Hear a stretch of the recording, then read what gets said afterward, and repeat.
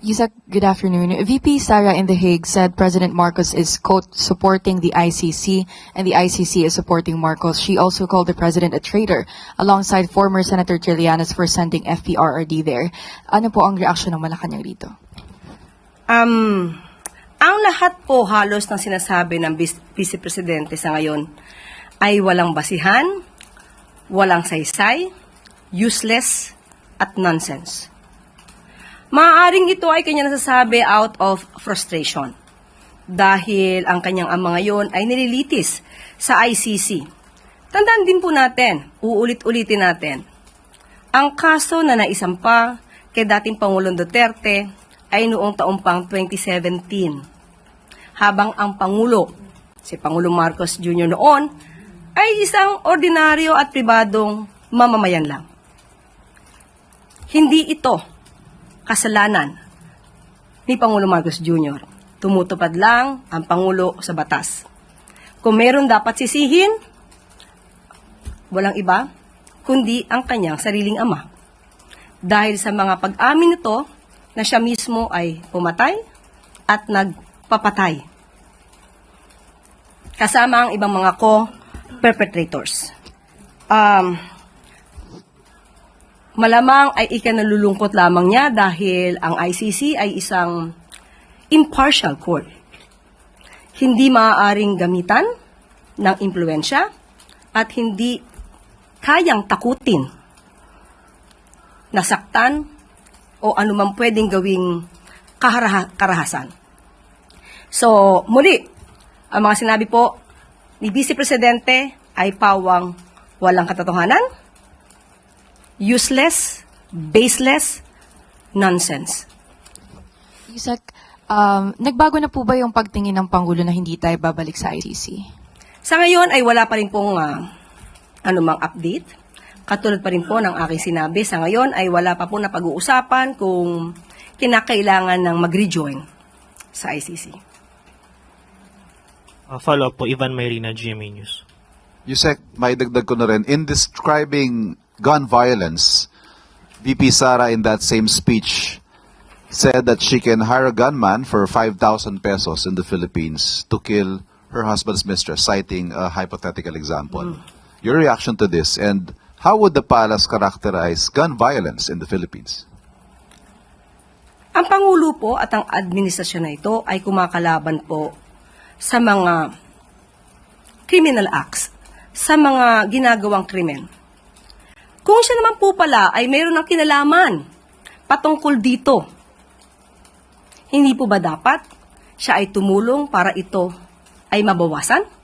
Or at least maibigay niya ang datos patungkol dito.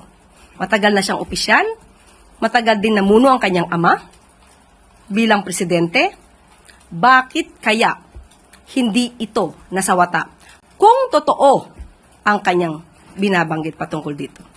Dapat siya na ang nauna na ito ay pigilan at hindi i-promote ang pagkausap sa isang assassin para pumatay sa taong kanyang kinaiinisan o sa taong siya ay galit. Next question po, Anso Birano, Buambo Radyo. Yusek, good afternoon po. Ma'am, sa 10th day ng impeachment trial kahapon, may reaction po ba ang Malacanang kung meron lang po?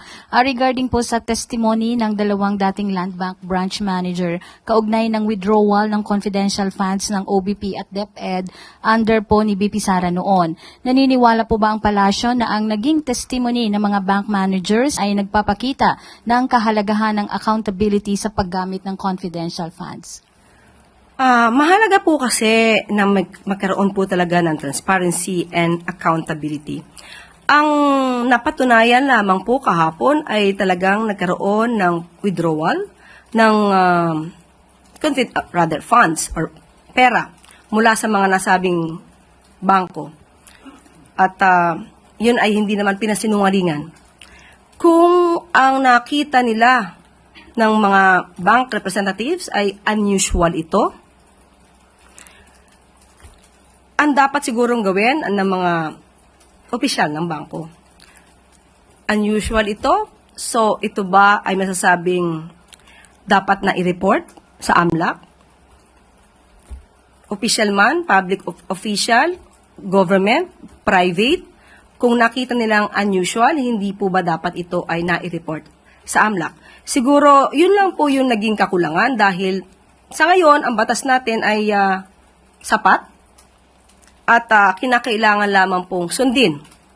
Nagiging problema lamang po dito na kahit meron tayong batas, pero pilit na nilalabag para sa sariling interes. So, ang kailangan lang po ay mga tao na magpapa-implement ito at susunod sa batas.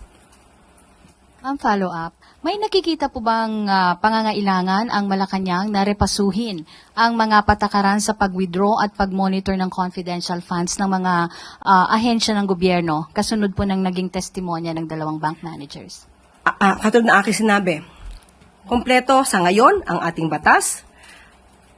Kung malinis lang ang tao, kung walang balak na gumawa ng anumang anomalya o pagnanakaw ng pondo, ang batas ay dapat na sinusunod.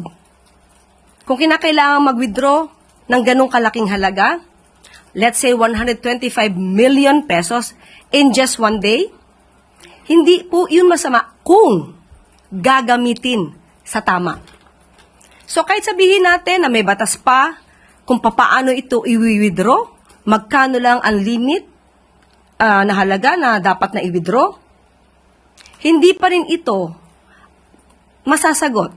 Hindi pa rin ito ang solusyon kung hindi magbabago ang tao na maaaring nagnanakaw ng pondo. Ang dapat nating ripasuhin ay yung mga tao na merong intensyon na gumawa ng mali sa pondo ng bayan.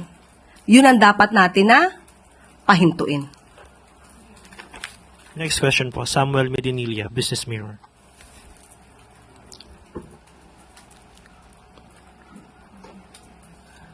Good afternoon, ma'am. Kahapon po, sabi po ng Department of Finance, kailangan daw po ng government mag-implement ng new excise and health taxes para ma-offset yung 66 billion foregone revenue sa proposed tax relief package na na-announce po ni President Marcos nung sa recent SONA po niya.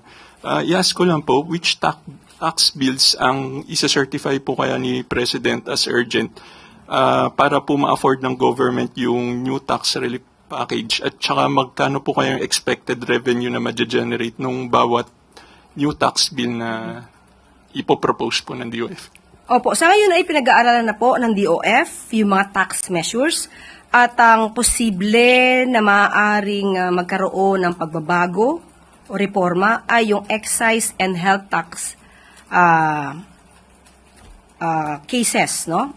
About na maaaring mag-offset sa maaaring mawala na revenue ng gobyerno na nakakahalaga nga ng 66 billion pesos. Malaking halaga po ito na supposed to be ay talagang pwedeng ipangtulong sa ating mga programa at proyekto. At ina-assure po ng gobyerno at ng pamahalaan na lahat po ng measures ay dadaan sa pag-aaral para hindi po naman masyado maapektuhan din yung ibang mga investors natin at mas maganda ang maging maidulot nito sa ating mga kababayan.